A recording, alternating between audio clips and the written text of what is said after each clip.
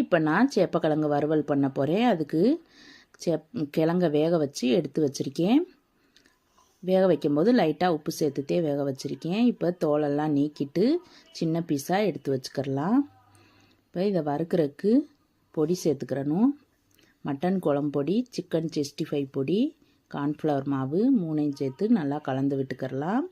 வேக வைக்கும்போது உப்பு கொஞ்சமாக சேர்த்துருக்கேன். இப்போ 65ல் இருக்க உப்பு போதும். நல்லா கலந்துட்டு லேசாக தண்ணி தெளிச்சுக்கிறலாம். தண்ணி தெளித்து கலந்து விட்டுட்டு எண்ணெய் காஞ்சிருச்சு. இப்போ நம்ம கலந்து வச்ச கிழங்க சேர்த்துக்கிறலாம்.